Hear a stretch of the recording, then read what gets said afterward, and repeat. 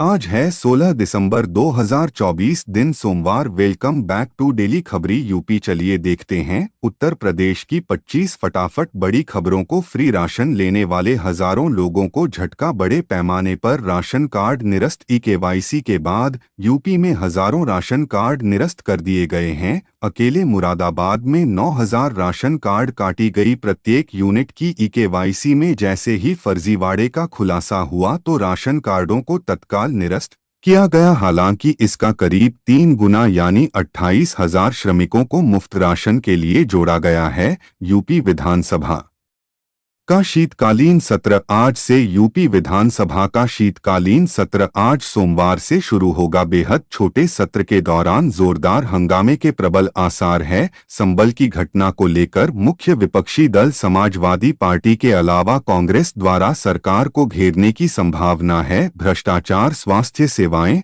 और किसानों के मुद्दे को लेकर विपक्ष की मंशा सरकार पर प्रहार करने की होगी। वहीं मुख्यमंत्री योगी आदित्यनाथ ने शीतकालीन सत्र से पहले रविवार को राजनीतिक दलों के नेताओं के साथ सर्वदलीय बैठक की। पुलिस कर्मियों को मिलेगा वीकली ऑफ। यूपी के इस थाने से शुरू की गई पहल काम के पोसली दबी पुलिस के जवानों को बड़ी राहत मिलने की उम्मीद है। अब वो भी अन्य सरकारी कर्मचारियों की तरह सप्ताह में एक दिन आराम कर सकते हैं। पुलिस अधिकारियों की ओर से बलिया में साप्ताहिक अवकाश देने की योजना बनाई गई। पायलट प्रोजेक्ट के रूप में इसकी शुरुआत फेफना थाने से की गई। सप्ताह में एक भी दिन आराम न मिलने का असर उनकी कार्यप्रणाली पर पड़ता है। वे तनावग्रस्त और चिड़चिड़ा हैं। इसको देखते हुए जिले में पुलिस कर्मियों के लिए साप्ताहिक अवकाश की योजना बनाई गई है। अलीगढ़ में बनेगा 4 करोड़ रुपए से हेल्थ एवं डायलिसिस सेंटर। दीनदयाल अस्पताल में डायलिसिस कराने आने वाले मरीजों को जल्द ही राहत मिलने वाली है।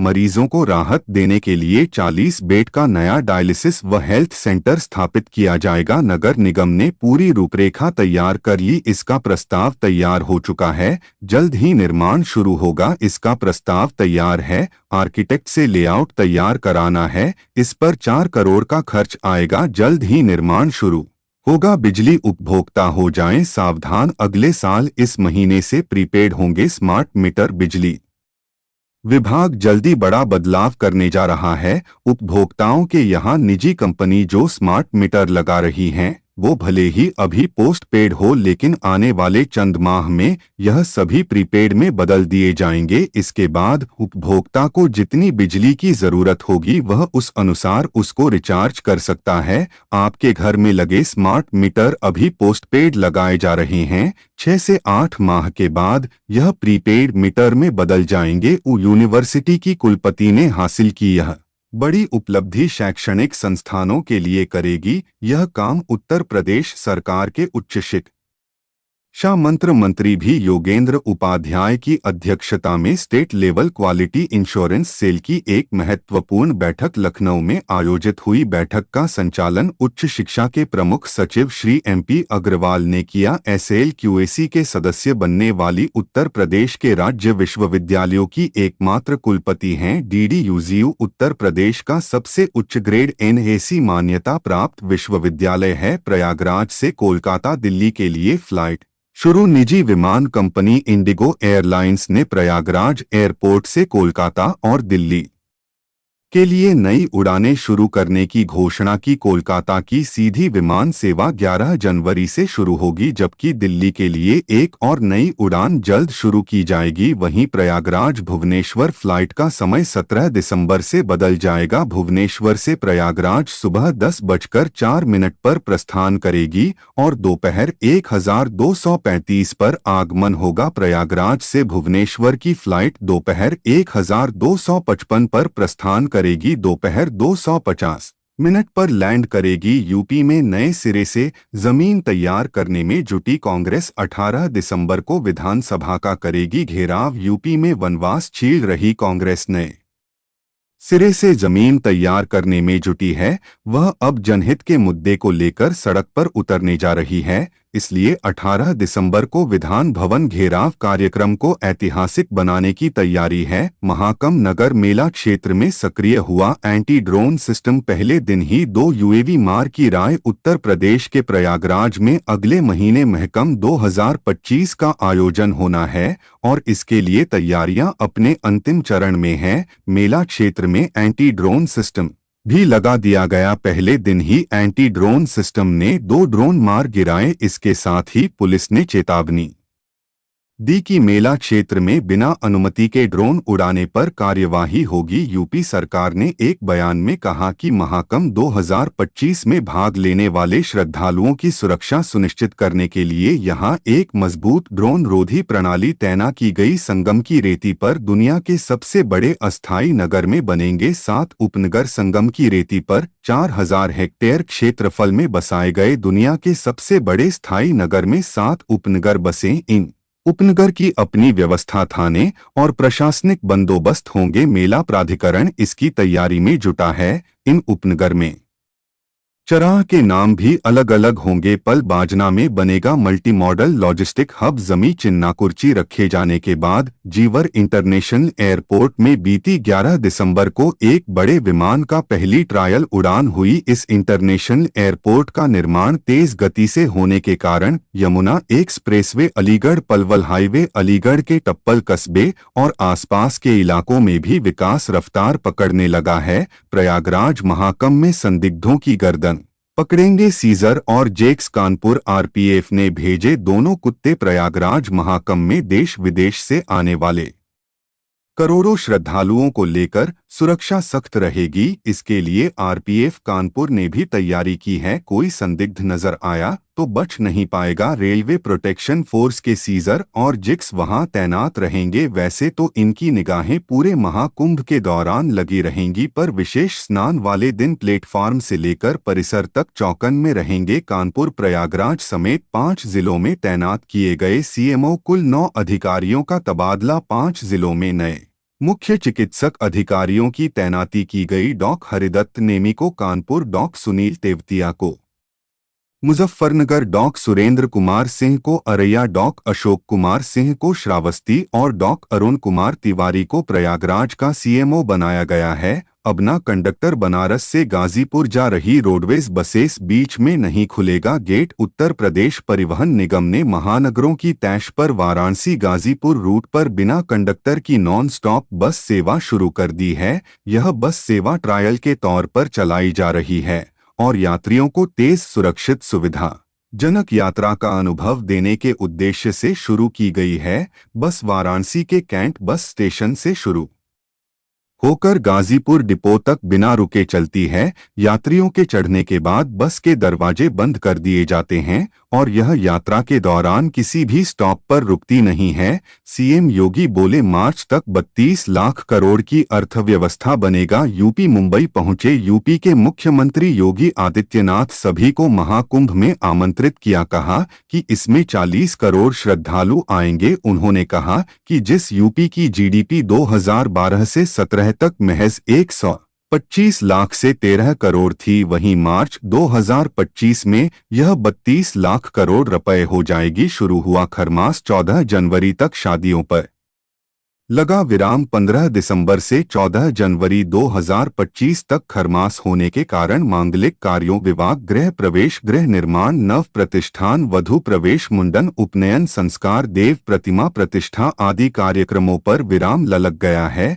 हालांकि धार्मिक कार्यविधि विधान से संपन्न होंगे। प्रधानमंत्री किसान सम्मान निधि पाने के लिए डाउनलोड करना होगा यह 3 ऐप, वरना नहीं मिलेगा योजनाओं का लाभ। प्रधानमंत्री किसान सम्मान निधि योजना का लाभ उठाने वाले किसानों के लिए फार्मर रजिस्ट्री अनिवार्य कर दी गई, जिसमें किसानों के पिता का नाम भी दर्ज होगा। इसके अतिरिक्त किसानों के स्वामित्व वाले गाटा संख्या, आधार कार्ड, मोबाइल नंबर भी दर्ज होंगे। उपकृषि निदेशक शशांक ने यह जानकारी दी है, जिसके लिए उसे सबसे पहले अपने मोबाइल पर 3 ऐप डाउनलोड करने होंगे। राहुल गांधी ने लोकसभा में उठाया बिटिया प्रकरण, योगी सरकार को घेरा। नेता प्रतिपक्ष राहुल गांधी ने बहुचर्चित चंदबाग की बिटिया प्रकरण को लोकसभा में उठाया और यूपी सरकार को घेरा। उन्होंने कहा कि यूपी में संविधान नहीं मनुस्मृति लागू हो रही है। परिवार ने मुझसे कहा कि यूपी सरकार ने हमसे वादा किया था कि हम